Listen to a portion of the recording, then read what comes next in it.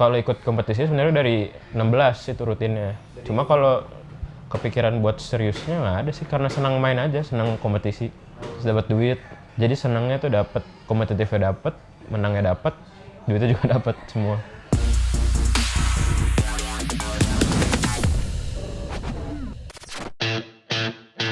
Timnas sepak bola virtual Indonesia beberapa bulan lalu mencatatkan prestasi di ajang FIFA World Cup 2024 Football Manager. Ihsan Taufik dan Budi Manar jadi dua wakil timnas e-sport yang sukses mengharumkan merah putih di ajang internasional bergengsi. Mengalahkan timnas Jerman di partai final pada 1 September 2024. Keduanya membukukan kemenangan telak 3-0. Sebelum itu, timnas e-sport juga sukses menyumbangkan trofi untuk Indonesia di ajang AFC Asian Cup 2024 Qatar. Digelar di Doha pada 1-5 Februari 2024 lalu.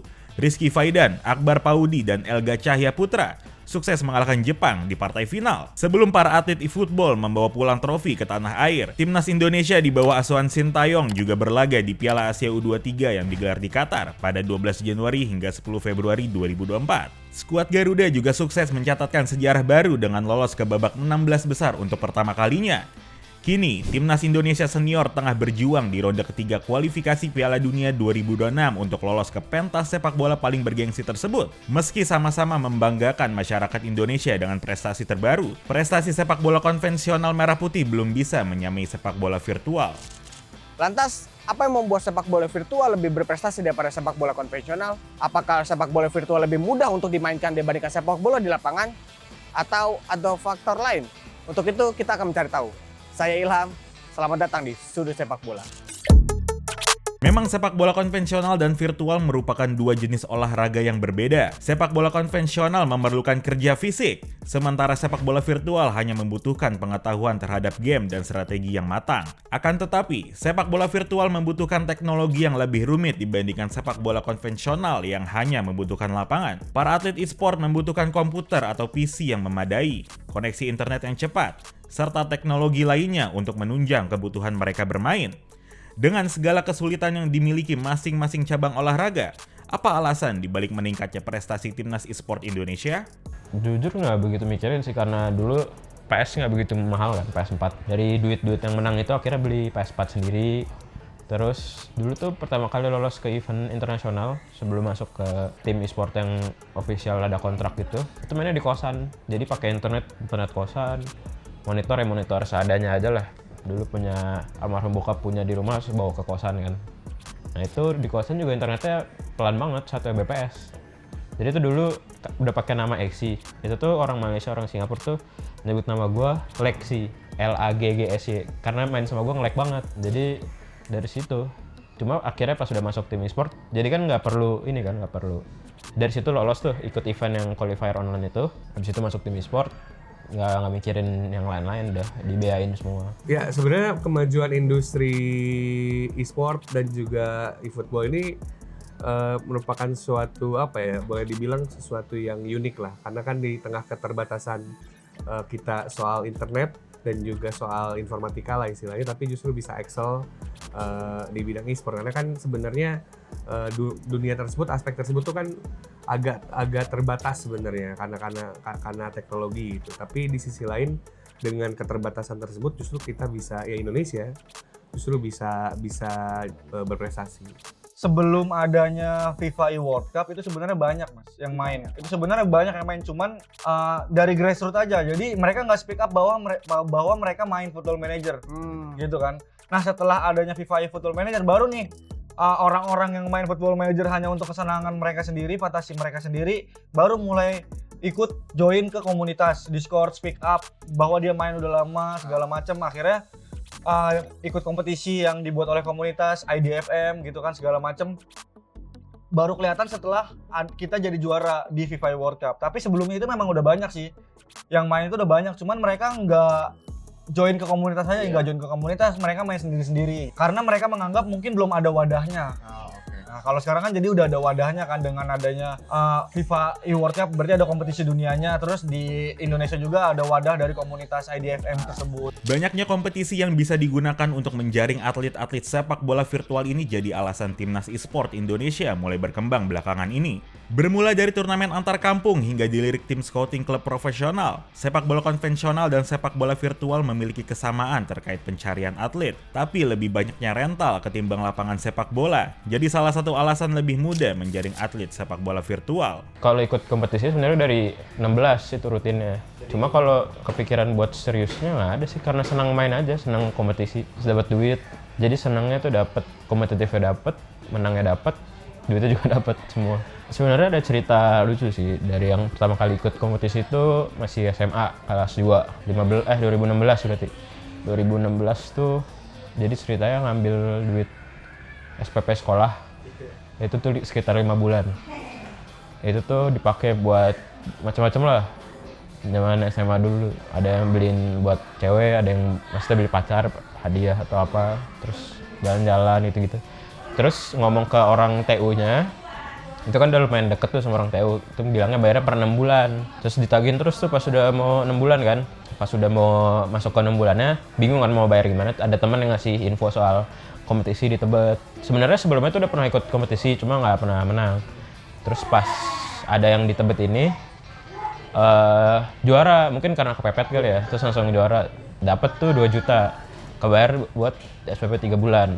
Habis itu masih kurang 3 bulan lagi cari kompetisi lagi sampai akhirnya masuk ke tim komunitas gitulah, karena juara-juara terus dari situ juara-juara baru deh sampai sekarang main terus. Sebenarnya gini, secara teori keolahragaannya gitu ya, secara teori keolahragaannya, secara keilmuannya, olahraga akan berkembang kalau misalnya secara partisipasi, secara keikutsertaan tuh banyak gitu.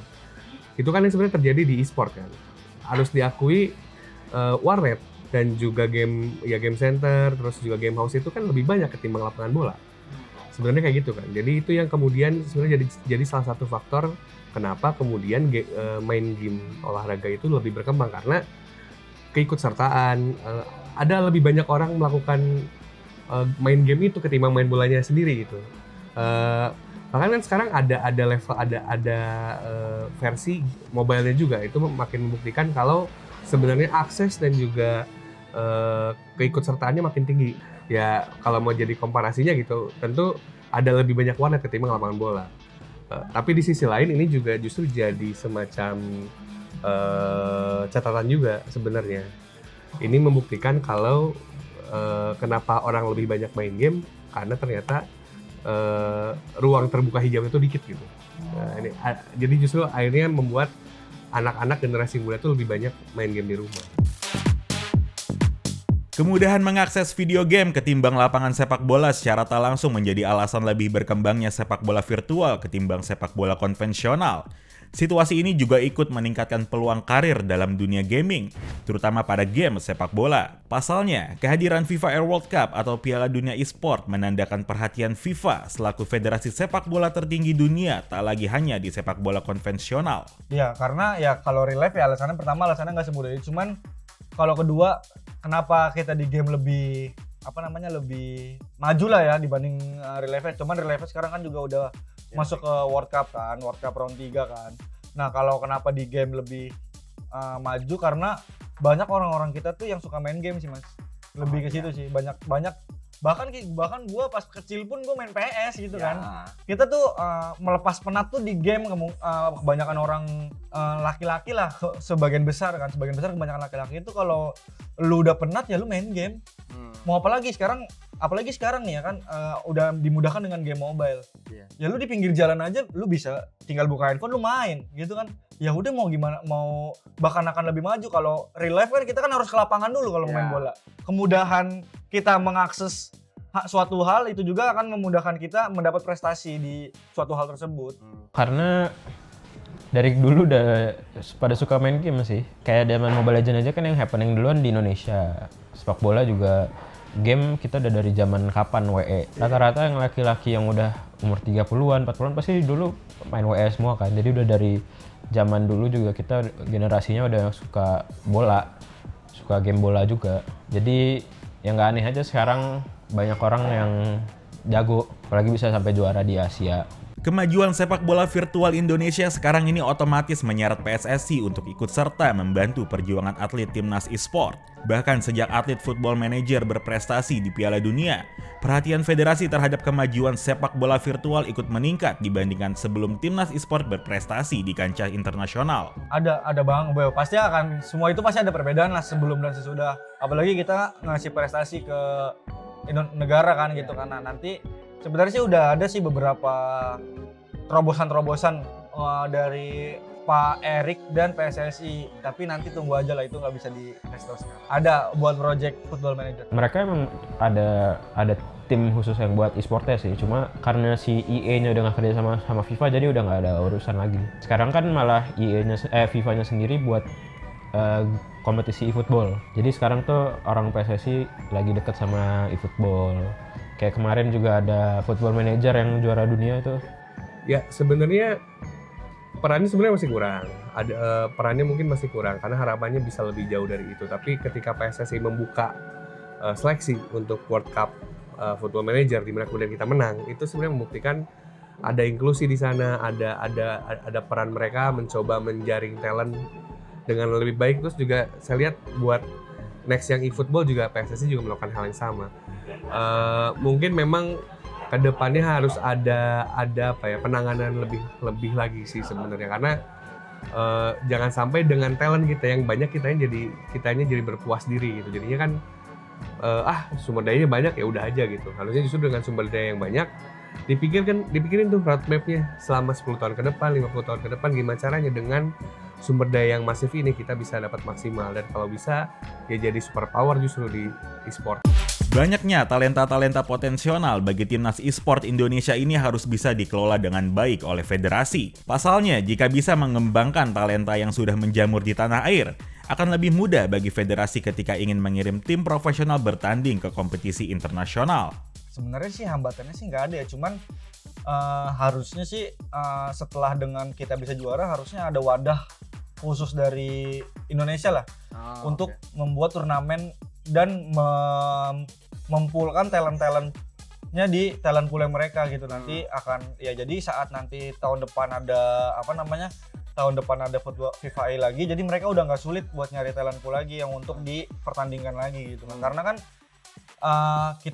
kalau memang kemarin itu kan pertama kan, jadi kan kita nggak tahu nih siapa aja yang daftar, terus kita nggak tahu tiba-tiba gua yang juara, dan kan kita nggak tahu. Cuman kan seandainya untuk tahun depan harusnya kan kita harus lebih ini lagi sih Mas, lebih siap lagi gitu dengan mempul talent-talent yang ada gitu. Talent poolnya banyak. Saya sih yakin kayaknya jagoan-jagoan FM sama FIFA tuh banyak banget di Indonesia gitu. Nggak akan habis-habis karena kayak Mas Opik dia bilang baru main 2 tahun gitu. Ya mungkin teman-teman juga lihat ada temen yang jago main game tuh kan banyak gitu. Makanya saya rasa talent pool kita main game itu bagus ya, karena bahkan di pinggir jalan ada orang main game, terus juga di game house gitu. Jadi beneran secara partisipasi banyak banget gitu, limitless lah bahkan boleh dibilang. Itu yang saya rasa juga jadi salah satu faktor, jumlah yang masif ini juga jadi salah satu faktor kenapa Indonesia berprestasi, karena ya istilahnya dari kecil udah dibiasain main di rental gitu. Jadi ya tanding dimana kan di rental jagonya jago banget ya. Nah itu yang kemudian kayaknya juga terbiasa untuk bertanding secara kompetitif sejak dini. Itu yang kemudian akhirnya membuat ketika tampil di level internasional pun ya no sweat lah. Sayangnya stigma negatif yang masih melekat pada komunitas gamers di Indonesia masih jadi salah satu kendala bagi player Indonesia untuk menseriusi karir sebagai pemain pro. Tak sedikit orang tua yang masih menganggap jika anaknya menggeluti dunia e-sport bukanlah sesuatu yang positif untuk profesi di masa depan. Sebenarnya dari dulu nggak begitu disupport, cuma once sudah dapat kontrak, udah dapat gaji, udah dapat duit hadiah yang menurut mereka lumayan, disupport. Dulu ini suka cabut sekolah ke Tebet dari Bekasi itu buat latihan doang, main iseng-iseng aja sama teman-teman yang udah nggak sekolah lah, yang udah lulus, dan main sama mereka. Ya sebenarnya harus diakui stigma masyarakatnya masih belum bagus. Jadi kan let's say gini, ketika misal seorang anak gitu ya, terutama seorang anak bilang ke orang tuanya, saya mau jadi atlet e-sport, tentu kan akan ada pandangan yang berbeda kalau ketimbang dia bilang saya mau jadi pemain sepak bola gitu. Tapi saya rasanya kalau misalnya orang tuanya generasi yang saat ini, di mana buat generasi mendatang mungkin akan lebih luas. Masalahnya kan generasi saat ini orang tuanya masih ada yang ada dari generasi sebelumnya, di mana beranggapan kalau main game tuh bukan sesuatu yang positif lah gitu. Dianggapnya kan main game tuh ya mengganggu belajar dan lain-lain. Sebenarnya juga di sisi lain ini juga jadi tantangan buat komunitas dan juga environment e-sport juga untuk membuktikan kalau misalnya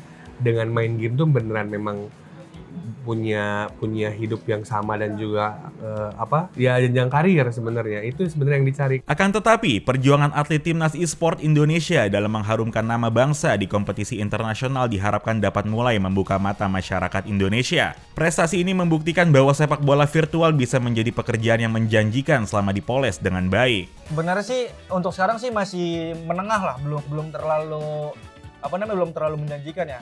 Cuman kita lihat tahun depan setelah ada FIFA World Cup yang edisi kedua, setelah itu kemungkinan akan beramai-ramai. Ini prediksi gue pribadi, kemungkinan semua akan beramai-ramai akan buat divisi Football Manager. Kalau misalnya emang benar-benar pengen jadi main game FC ini, sarannya ya jangan takut kalah. Karena pandangan gue sendiri, yang gue lihat tuh orang Indonesia tuh takut kalah dalam latihan ya.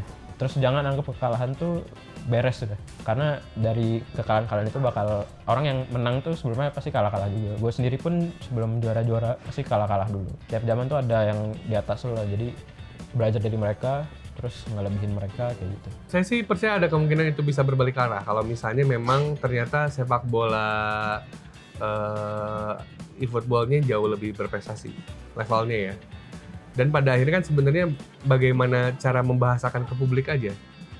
Kita kayaknya waktu pas Indonesia menang Piala Asia, Indonesia menang World Cup Football Manager, kalau misalnya nggak main gamenya kayaknya nggak terlalu ngeh gitu. Bahkan mungkin main gamenya tapi nggak ngikutin akunnya ini gitu mungkin nggak ngeh juga. Pemberitaan tuh jadi ngaruh, saya rasa. Dan bagaimana caranya dapat pemberitaan ya berprestasi terus kan. Dan juga harapannya tentu orang-orang yang concern terhadap e-sport juga memberikan dukungan juga. Saya rasa itu bakal jadi ngaruh terhadap mungkin perhatian kali ya, bahasanya perhatian dan juga exposure antara atlet e-sport dengan sepak bola yang konvensional. Meskipun harus diakui sepak bola konvensional jauh-jauh menarik magnet yang lebih gede secara massal. Karena kan misalnya contohnya ya nonton ke Gelora Bung Karno tentu pasti akan lebih banyak ketimbang nonton e-sport di Dome kan pada akhirnya gitu. Ternyata kemudahan akses untuk bermain game dengan kemajuan teknologi dewasa ini, serta hobi masyarakat Indonesia yang gemar bermain game jadi faktor sepak bola virtual lebih bisa berprestasi ketimbang sepak bola konvensional. Meski demikian, tetap dibutuhkan bantuan dan dukungan dari federasi untuk menampung talenta-talenta ini agar bisa bersaing di kancah internasional dan semakin membuktikan kuatnya komunitas sepak bola Indonesia di mata dunia. Setelah Ihsan Taufik dan Budi Mana menjuarai FIFA World Cup 2024 Football Manager, menurut FIFA Mania, siapa lagi akan mengharumkan nama bangsa di kejuaraan sepak bola virtual? Saya Ilham, sampai jumpa di episode selanjutnya.